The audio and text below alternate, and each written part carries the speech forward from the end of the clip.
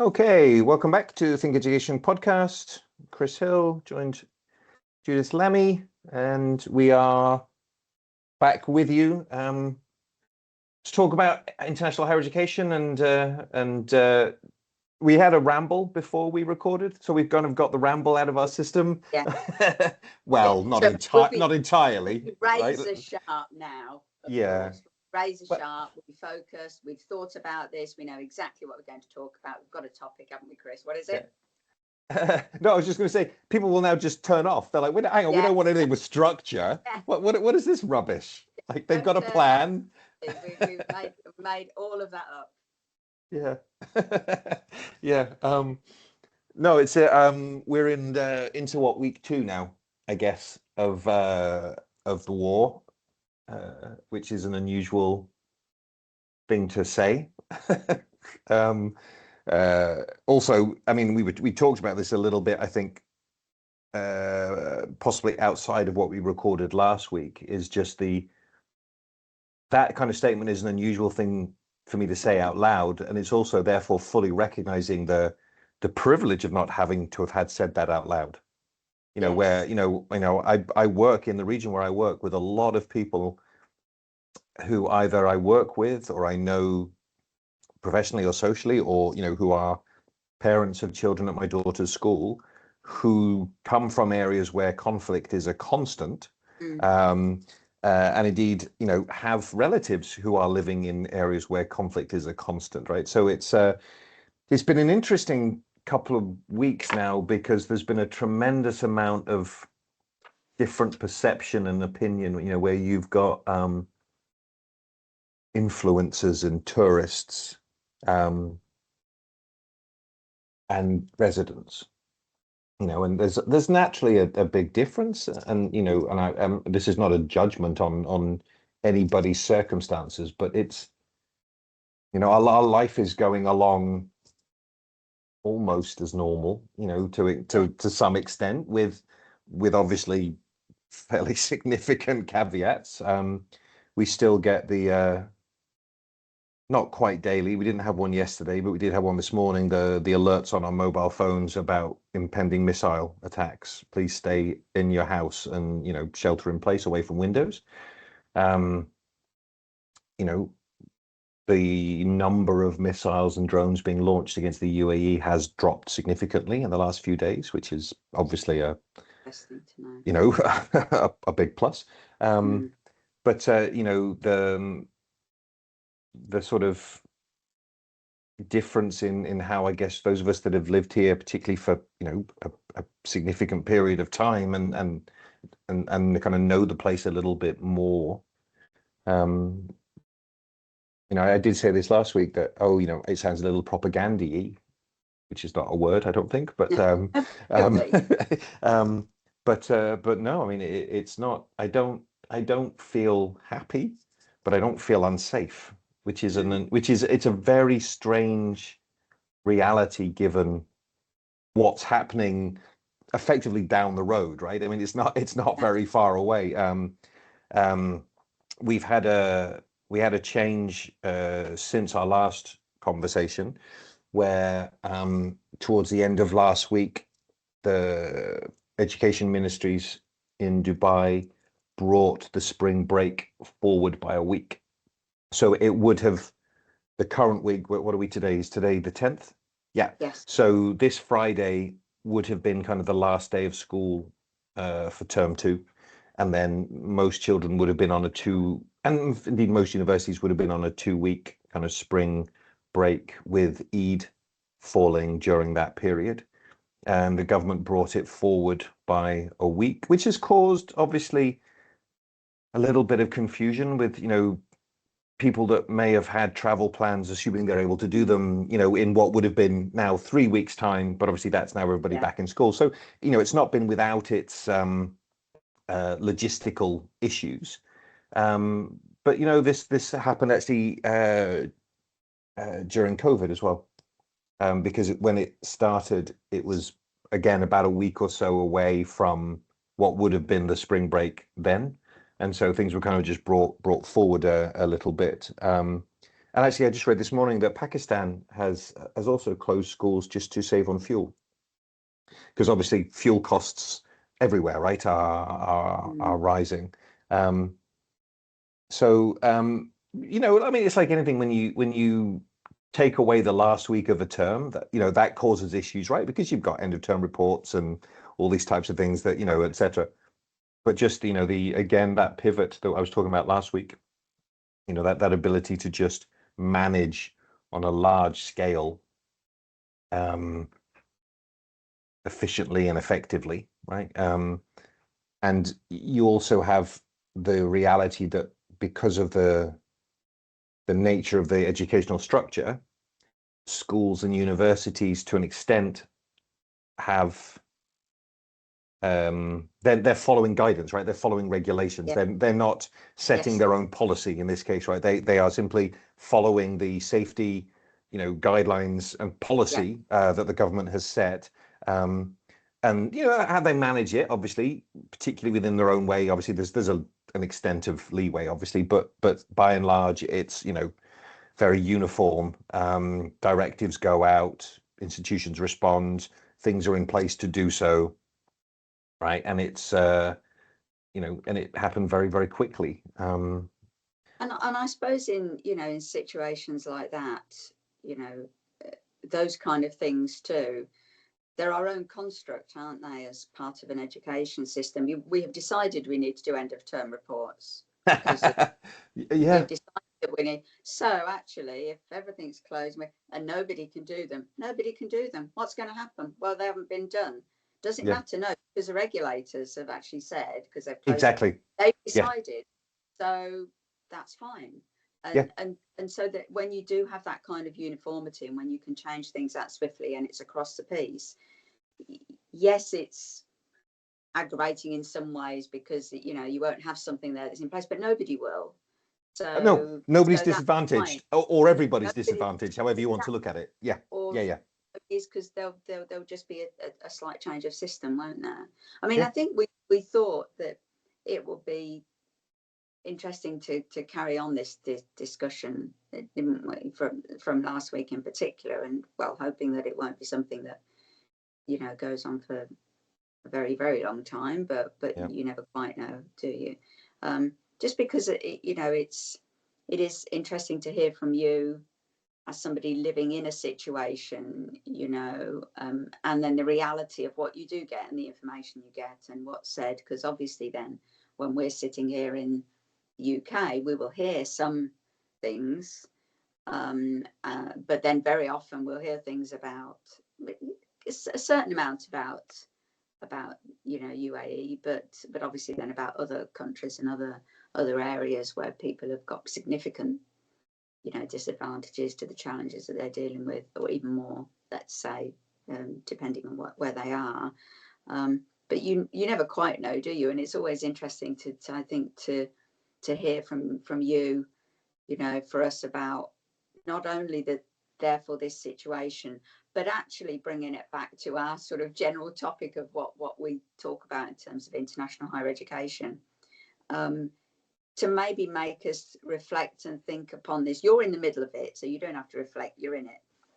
But maybe for those of us that haven't been fortunate enough not to have been in these kind of situations, either something on the periphery or right in the middle of it, to think about what it's like and to try and appreciate and understand the situation that people might be in, be they adults, be they children, be they students, be they whomsoever. And as you said towards the beginning, conflicts are constant in many yeah, areas and many countries, and maybe this also gives people a time to pause and reflect and think about. I was just thinking when you were saying that, even of the last 10 or 20 years, or even longer, maybe 30 years of where there have been conflicts and wars, where there are constant conflicts, where there are still conflicts, where there are places where maybe when I was young, I could have gone and I could go there and visit and see what it was like, and where I certainly couldn't now, and vice versa. There's such a lot that takes place, isn't there? And it's an ongoing daily basis for a lot of people, and it always will be. And for others, it wasn't now it is, and maybe it won't again in the future, and maybe for us to reflect and think on that, and therefore think about what the impact on people is, and in particular on students who very often want to be studying those areas, and maybe to bring it back to the present. Thinking about, obviously then there's a situation that you're in, and then those areas and the surrounds of where you are, and the students there, and the people studying, and the people teaching. But I was also talking to somebody yesterday about the impact, of course, this is having on students, for example, in the UK at the moment, Yep, studying. And not absolutely. just students that are coming from that immediate region. Oh Sometimes no, those who no, are coming, I mean, it might be people who are coming that have to go through there or fly over there or whatever. Or it might be people who are just on the outskirts, but close-ish, you know. And there's been a few things that we were talking about, you know, where certainly here in the UK we could do with some clarity, because what we're not getting is the kind of responses and the kind of dynamic swift responses that are happening through your government.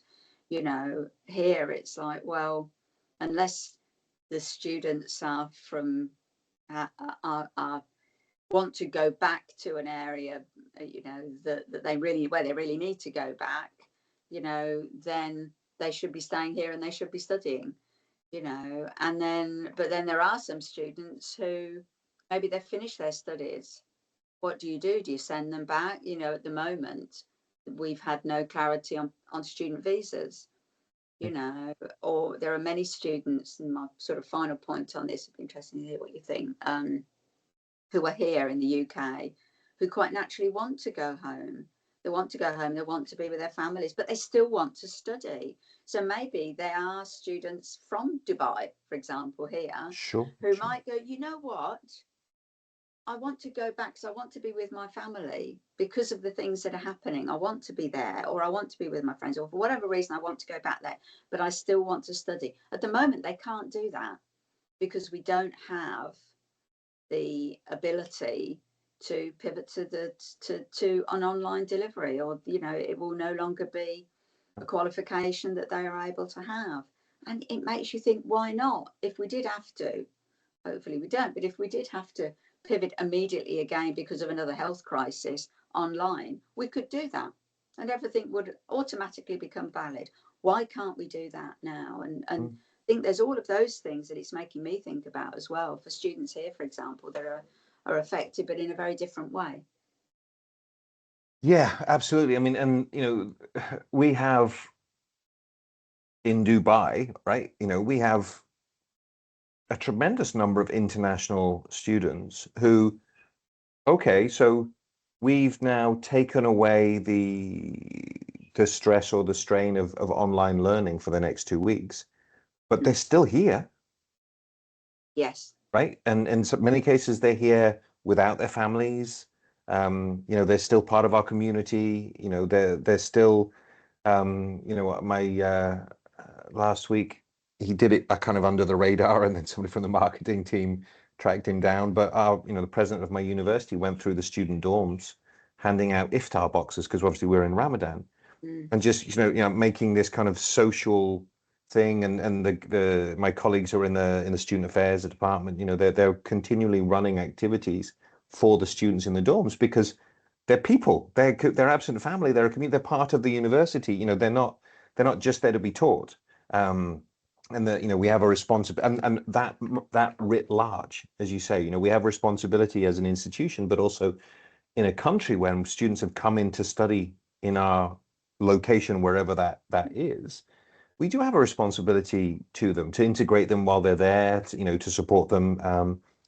And it's curious because I mean we're seeing lots and lots of, you know, daily stories of people coming back into Dubai as Yeah. people were fleeing, you know. Mm. And this is not remotely that their fear wasn't real, or that they're, you know, that they wanted to get home. Of course they did. This is not this is, but we have as many people coming back the other way, going, no, Yeah. no, my home is Dubai. I want to Yeah. be back here. And but yes, as you say, you know, students that want to fly back, and you know, assuming that they want to get a ticket, it's now, you know, you want to fly from London to Singapore or London to Malaysia, it's now going to cost you 5, 6, 10 times as much as it would have done. So that potentially means you can't afford it, even if you could, physically do it.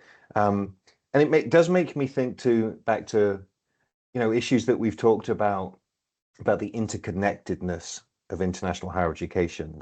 Yeah. Because a regional conflict has global knock-on effect, right? So your petrol prices are going to go up and up and up, right? Your travel is disrupted. Your pathways may change. Your supply chain is going to change. Everything, has nothing to do with you politically, you can say. It has nothing to do with you geographically, you can say.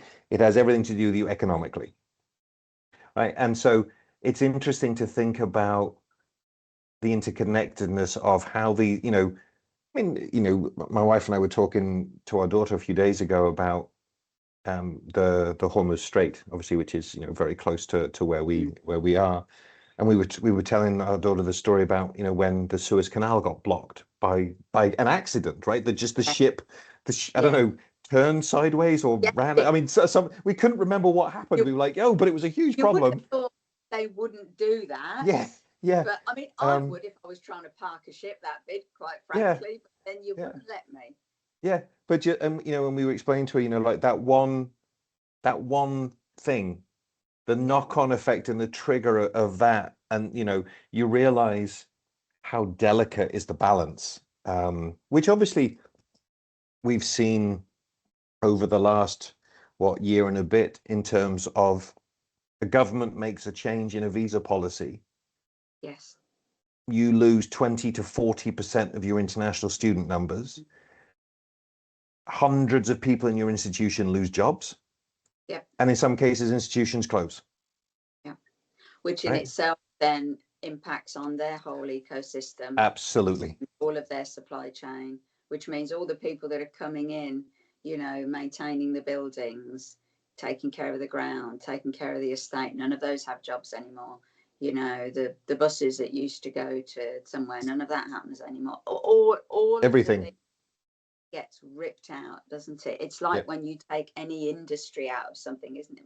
My husband and I were traveling through somewhere the other day, and we, because he's a geologist, and we always end up talking about quarries and mining at some point.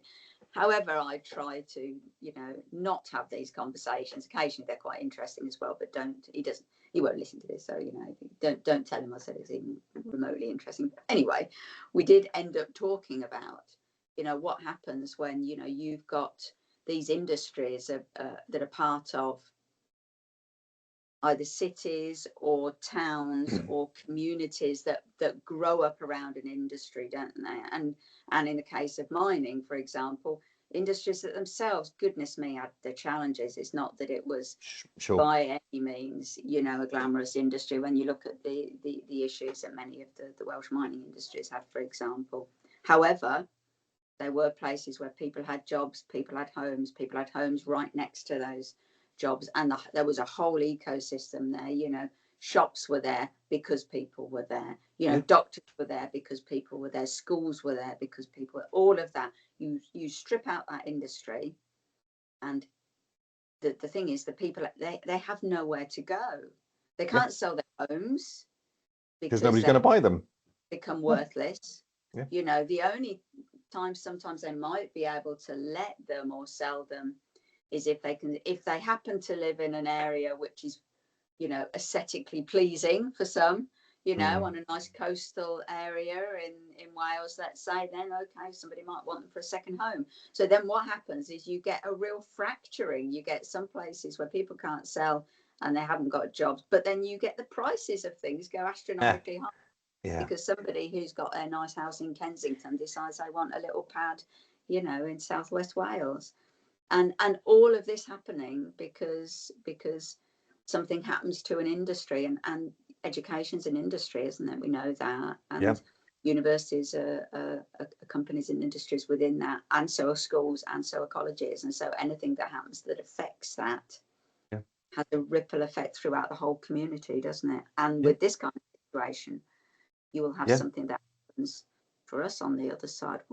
Is it the other side of the world? How does this work out? Depends which map you look at, doesn't it? Well, You're I mean, in the middle.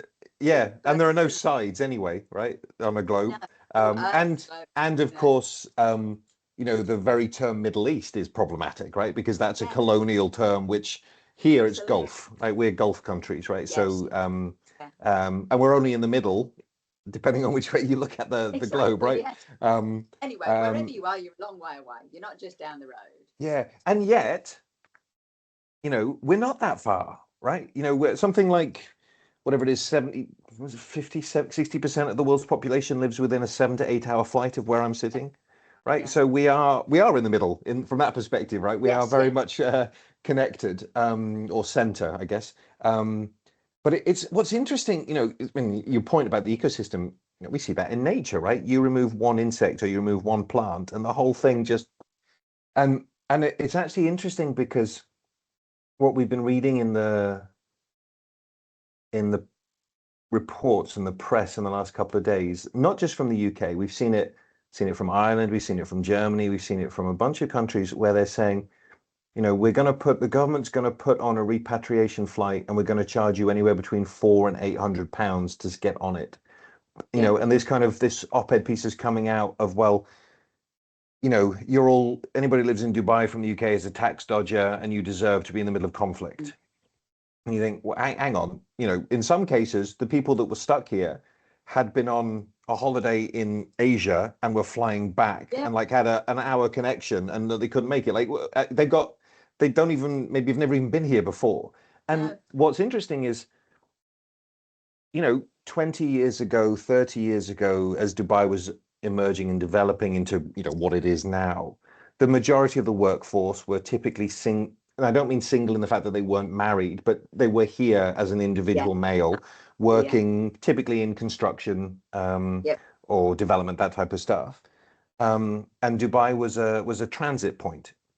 You flew through on your way to somewhere else, or and that was, and in the last, I mean, certainly in the last decade that I've been here, but it predates that, there has been an absolute drive to make it a destination where people stay. So, we live here, we have houses, whether we rent or own, we have families, we have children in school, it's like, we're not tax evaders. This is our home.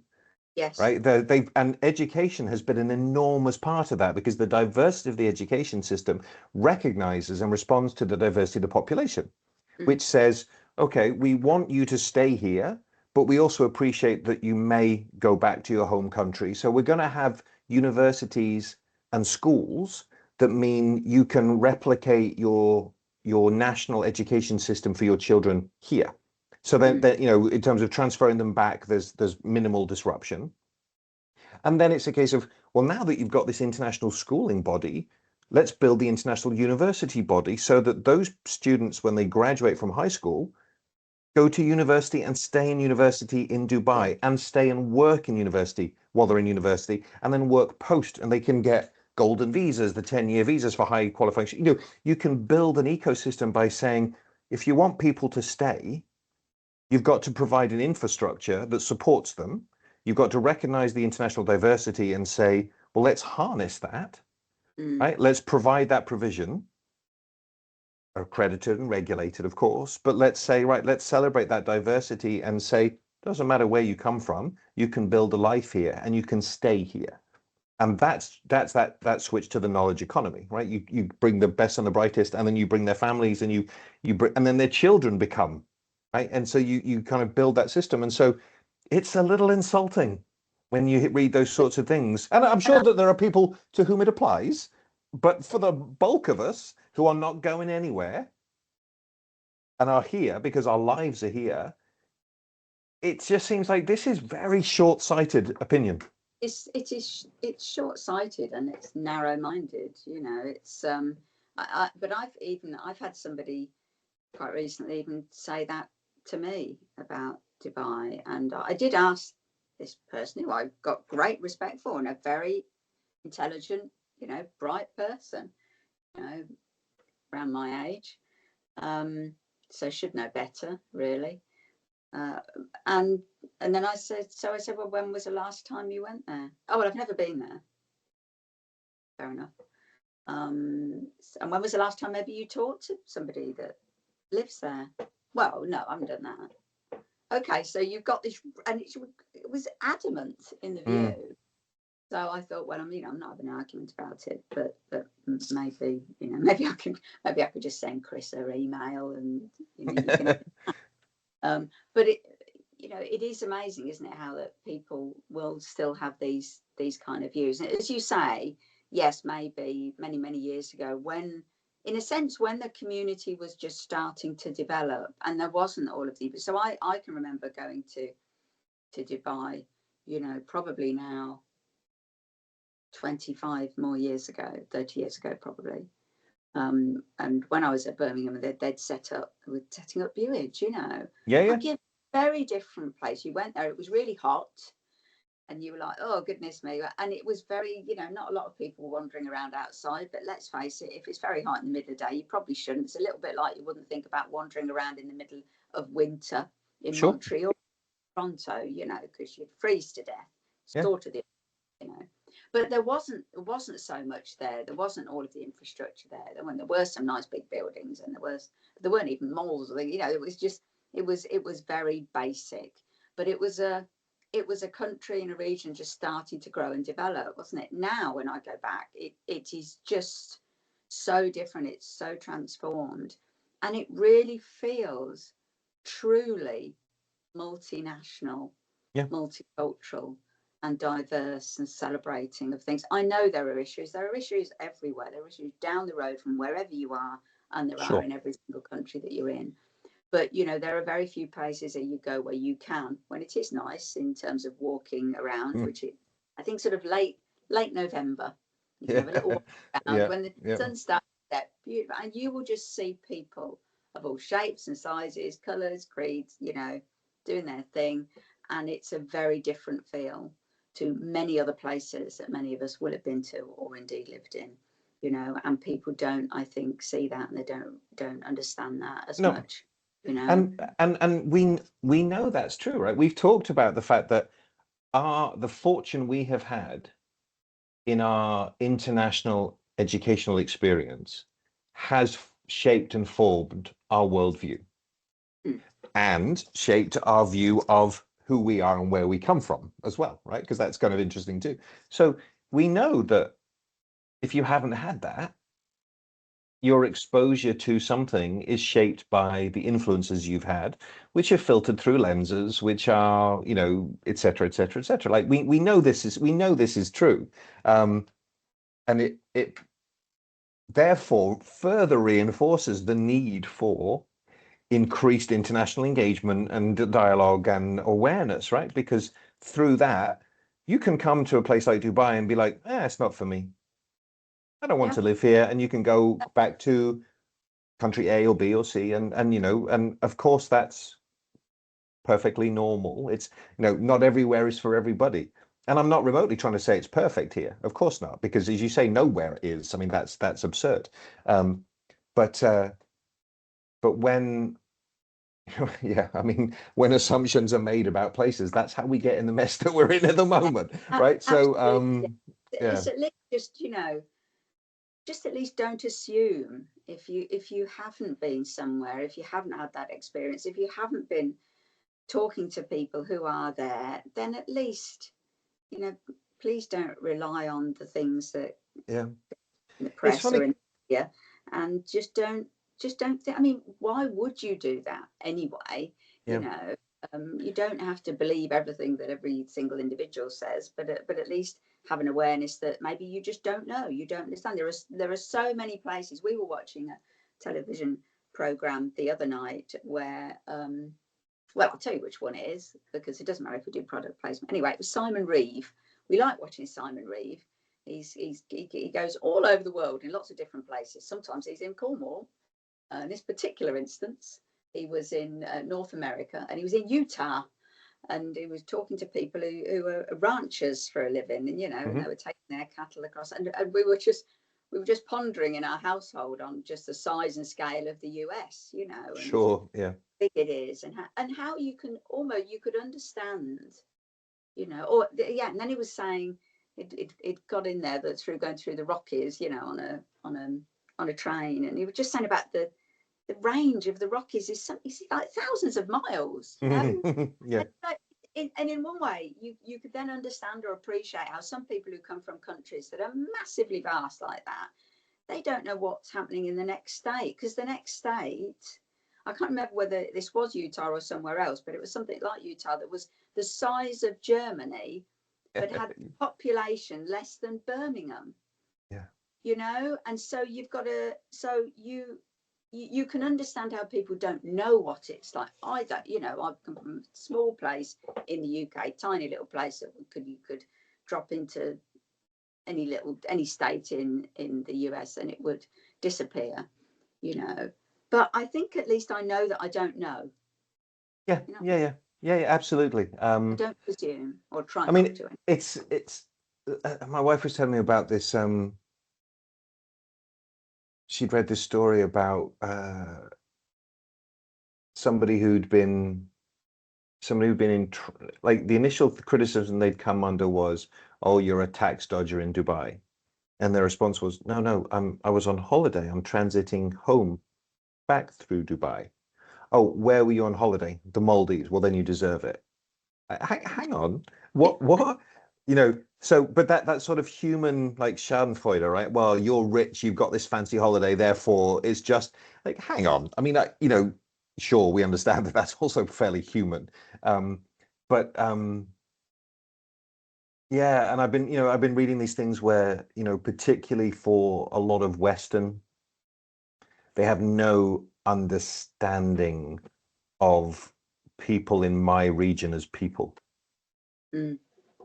So, you know, it becomes a very abstract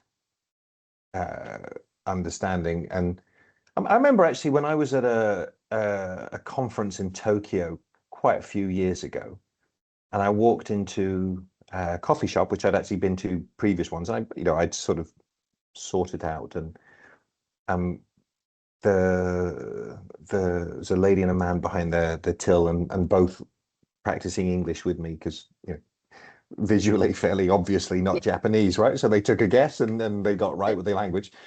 Oh, wait, you from England? No, I live in Dubai. And literally their faces changed like, oh, wow, Dubai. And like, you guys live in Tokyo. I mean, like, Yeah. let's have some perspective here. Um, and because a lot of the branding, the perspective of Dubai is the downtown glitz and glitter. It's like we live in a community about 25 kilometers, from downtown out, or well, not out, it's actually into the emirate. We live in a little community. We go to school, we take our daughter sorry, we go to school, we go to work, we take our daughter to school. We take her to ballet class, we go to the supermarket. Like, we just live a normal life. And I drive past some of this stuff in Dubai on my way to work or on my way to a meeting. But that perspective of, oh, everybody that lives there is this millionaire. You know what? No, most of us are just raising families. Like, we're just living ordinary lives in a different place. There'd be you almost want to, particularly having that conversation with somebody in Tokyo, you almost want to flip it around and go, well, everybody, well, you live in Tokyo, you must live in this kind of place, you must live here, maybe you live in a capsule somewhere, and they'd be like, no, I just live down there. And I got like, so all the things you just said then, just like me. And it's just sometimes that connection, isn't it? And I suppose the interesting thing as well about this, sort of drawing it back to our sort of education theme, is probably, these kind of attitudes are the kind of attitudes that our students, depending on where they are and what they're doing, or fellow members of staff, if they're visiting places teaching, live with all the time. Sure. And we experience them by and large at times that are not regular times for us. It's at times, you wouldn't have had this kind of level of, focus on who you are and where you are and what Dubai is if what is going on wasn't going on, you know. So Correct. it almost then raises it, doesn't it? The good thing is it gives an opportunity to challenge that point of view in a very, you know, in a way that's not confrontational, a little bit like we had a chapter in our last book on this, you know, not about a confrontation, but about, you know, discussion, sparked by the discussion that we had with Charlene Allen at one point, late Charlene. So sometimes it's good when these things happen because it raises issues that you can then discuss, can't you? And maybe for some people it makes them at least stop and reflect and think and go, oh, you know what, I had that view. We talked about this when we talked about our identity book as well, didn't we, on our journeys, but that it was only in the process of talking about it and reflecting on it did we think about it ourselves and think, oh, actually, you know, there are times, of course there are times, because we are, stop the press, humans as well. And, you know, we have these kind of responses to things too, don't we? And if you're not careful, if you don't step back sometimes enough, you find yourself within it as well, you know. You just need to try not to do that, don't you? Absolutely. And I mean, it's you're right. We talked about this obviously in the identity book, and we've talked about this a lot. And you know, it's a case of what does a university do when it moves, right? And then how does it communicate that identity back? And how does it simply say we are going to replicate 100% the home identity everywhere because that's who we are and that's what we are, right? And in so doing, it therefore holds the line, right? Or is it a case of saying, well, actually, adaptation and contextualization are positives, you know, and learning from the surroundings and, you know, integration are positive things, you know, and then there's a conversation, well, what's the balance between keeping your identity while internationalizing, right? And particularly at universities, because that identity is the accreditation and the quality assurance, right? It's an interesting, and you know, as you say, you and I have been, I mean, we're a drop in the ocean about this, but you and I have been talking about this for years. And I mean, I had, where was I? Oh yeah, I did a talk in Oman a couple of weeks ago. And I was giving a talk on, you know, Global University for Global Student. And I started, it was a sort of a, you know, it was a pretty well-packed room. And I started it, you know, I had a very nice introduction, and I'm always embarrassed by those things because I don't like being introduced. And I started it by saying, it's like, as you can see from my introduction, I've been doing this for a long time. Like I've been working in this for almost 2 decades, and I've been thinking about this for almost 2 decades, and I still do not know how to answer this question. Like I don't even really know what I think. That's not true. I know what I think, but I don't know what a global university is or a global city with a university. Like, you know, these are still, because they evolve constantly. And so I think it's a fascinating way. And the more we can think about, as we've done in our own conversations and our writing, right, and the stuff we've learned from other colleagues, the more we can understand, the more we can learn about other people and try to, if not understand them, at least empathize with them. Because, you know, as we said before, it's not like you have to change who you are to be who somebody else is, but you've got to at least understand and accept who that person is.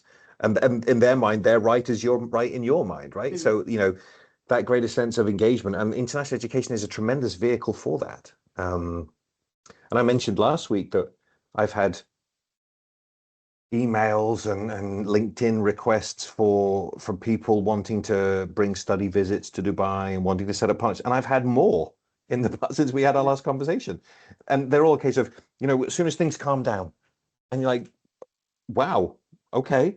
Yeah. Like, you know, that's hugely encouraging and supportive. And so I think we're in a, may not feel like fortunate position now, but you know, we are in a world which allows us these flexibility to think about these types of conversations. And hopefully try to help. And as you say, it comes down, like you said at the very beginning, right? It comes down to people, it comes down to students, it comes down to the community, it comes down to, this is not an abstract, this is a real world, real human, with all the challenges and opportunities that it contains. That we need to be aware of that, right? And know that we're going to fail, but at least keep trying to work out how to better integrate and better communicate and better support our students wherever they are, right? As you say. So absolutely, absolutely. And I think, the words you mentioned there, and we'd mentioned last week as well, and maybe as we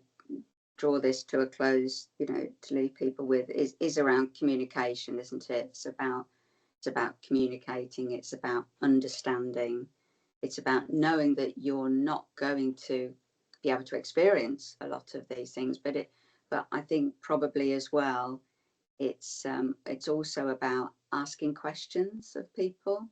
If you and if they don't know the answers, that's fine, but also just ask lots of questions. I was talking to somebody the other day who was a bit concerned about something they were having to develop at their university, and they were saying, well, I'm in these meetings and very often I'm sitting there and I don't say anything because I don't know what the answers are. I said, you know what, I bet you're sitting in a meeting full of people who don't know what the answers are. yep. Listen to some of them and listen to what they say, and listen really carefully, because very often as well, they might not be saying very much. But also what some people might be doing is asking a lot of questions. So if you don't know what to say in terms of an answer, because sometimes there aren't answers, but sometimes there are questions, and think of questions to ask. Get yourself involved in the discussion by asking a question, because you never know what direction that goes in. And also you might even not even know what you know yourself. You might end up answering bits of it yourself as well, but ask those questions, because that's how you understand, isn't it? That's how you understand, that's how you learn, that's how you empathize. And maybe that's how you realize that if you thought you didn't know very much a little while ago, what you find is you really don't know. You don't know a load more. Oh, yes. And maybe that's what you say, 20 years in, 30 years in, however far in we are into whatever we're doing, what you realize is you do know something. Of course you do. You can't help but glean knowledge as you go along the way. But you realize that there's just so much more to learn, so much more to understand, and so much more to question. And also, because this is an ever changing, evolving space, you can never know everything about where you are, because where you are is constantly new and shifting. Yeah. And so that's okay. Yeah, absolutely. Understand that, enjoy that, appreciate it, ask loads of questions and learn things. And, that might mean that you have a more interesting life as well. Yeah, may you live in interesting times, right? Yeah, absolutely. Yeah, and so on that note, we will keep talking and we will keep communicating, we will keep asking questions, and we'll see where we are. Doing very little. Yeah, absolutely.